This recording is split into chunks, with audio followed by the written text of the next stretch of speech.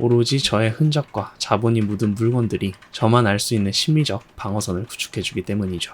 안녕하세요, 사는이유입니다. 여러분들은 사무실에서 어떤 키보드를 쓰고 있나요? 어떤 사람들은 회사에서 지급하는 키보드, 마우스 세트를 쓰기도 하고, 또 누군가는 자기가 쓰고 싶은 키보드와 마우스를 가져와서 쓰기도 합니다.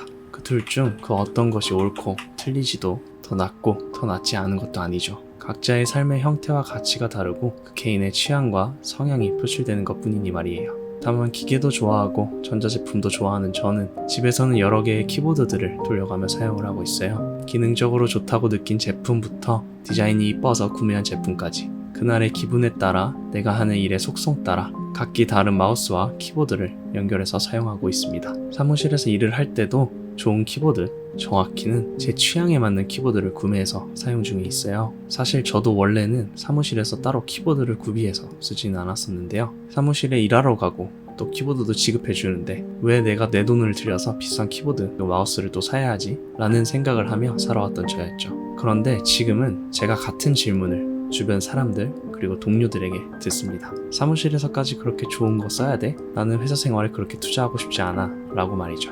그러나 그 질문은 제가 했던 질문이었기에 이제는 자신있게 그 질문에 대한 답을 할 수가 있습니다. 그래서 오늘은 이렇게 바뀐 저의 관점에 대해 이야기를 해보려고 합니다.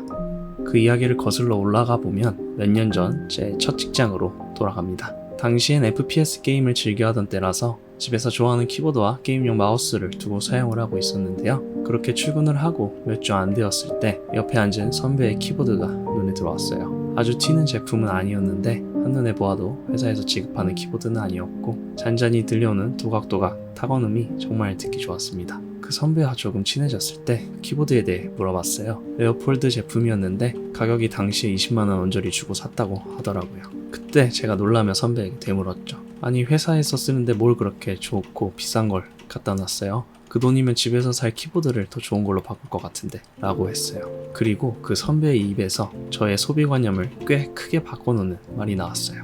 자, 잘 한번 생각해봐요. 당신이 회사 다니면서 집에서 키보드를 치는 시간이 얼마나 될 것 같아요? 끼케야 평일에 한두 시간일걸? 근데 사무실에서는 얼마나 사용하죠? 라는 말을 들었을 때 뭔가 제 가슴을 탁 치고 지나간 그런 느낌이 들었습니다. 맞는 말이었죠. 저는 살면서 항상 현재의 시간에 대한 질을 따지는 사람이었는데요. 제가 살아가는 순간순간들을 가능한 선에서 최대한 즐기자는 생각을 갖고 살고 있다고 생각했는데 듣고 보니 제가 현재 삶의 대부분의 시간을 보내는 곳은 사무실이고 그러면 사무실에서의 개인적인 환경, 경험의 질을 향상시키는 것이 삶의 질을 높이는 중요한 요소가 될 수 있겠구나 라는 걸 깨닫게 되었죠. 그리고 저는 제가 언제 즐거움을 느끼는지 잘 알고 있었어요. 100% 제 취향에 의해 고민하고 선택한 물건을 쓰는 것. 그렇게 그날 사무실에서 쓸 키보드를 구매를 했고 이후 집에서 쓰는 마우스를 로지텍 MX3로 바꿀 때 2개씩 주문을 해서 회사의 마우스도 함께 교체했습니다. 그 이후 이직한 회사에서도 잘 사용하고 때로는 집에 있는 키보드와 교체해가면서 최대한 즐겁게 일을 하는 과정을 즐기려 하고 있습니다.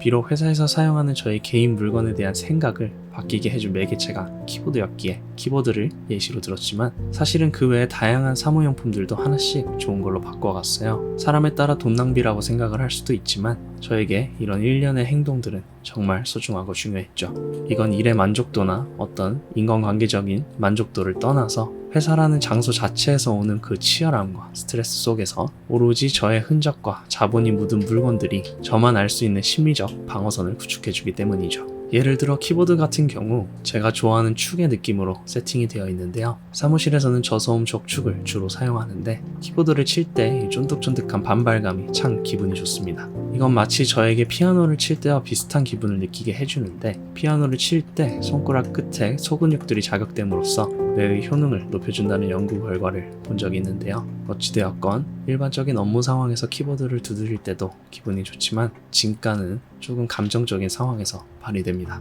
회사에서 다양한 부서, 상사, 사람들과 일을 하다 보면 아무리 제 마음을 다스리려 노력해도 답답함이 찾아올 때도 또 때로는 감정이 조금 격해질 때도 있죠. 이럴 때면 저도 모르게 키보드를 세게 두드리게 되는데 키보드를 강하게 치면 칠수록 키보드의 축의 특성이 도드라집니다. 그렇게 키보드에 제 감정을 실어보내고 강하게 제 손가락을 튕겨내는 키보드의 힘에 집중하다 보면 어느샌가 격앙된 감정은 가라앉곤 합니다. 물론 이는 이렇게 세게 쳐도 소음이 거의 나지 않는 키보드를 쓰기 때문에 가능한 일이기도 한데요. 만약 제가 회사 키보드를 썼다면 제 키보드가 아니니 이렇게 세게 치지도 못했을 것이고 또 그 소음 때문에 평소에도 조심조심해서 타이핑을 했어야 됐을 거예요. 그리고 제가 사무실에서 주로 쓰는 키보드 중에 하나는 키보드에 작은 LCD 창이 달려 있는데요. 거기에 제가 원하는 짧은 GIF를 넣을 수가 있는데 일에 집중하다가 한 번씩 그 화면을 보면서 뇌를 쉬어주기도 합니다. 저는 이런 식으로 사회에서 저만 알 수 있고 또 저에게만 효과가 있는 심리적인 방어선들과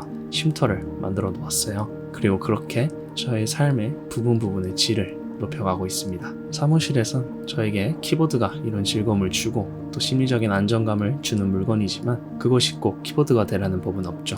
다른 어떤 물건이라도 자기만의 느낌 그리고 어떤 생각이 묻어있는 물건이 있다면 그건 분명히 도움이 될 거라고 생각합니다. 그리고 그것이 집이 되었건 사무실이 되었건 또 어떤 일터가 되었건 자주 사용하는 물건이라면 자신의 취향에 맞는 물건을 과감히 구매해 보시기 바랍니다. 분명 그것은 자신의 삶 혹은 그 순간순간들의 만족도를 올려줄 거예요. 저희의 삶을 채워주는 것은 어떤 큰 이벤트가 아닌 이런 하루하루의 작은 행복들일 때가 있기 때문이죠. 지금까지 사는 이유였습니다. 감사합니다.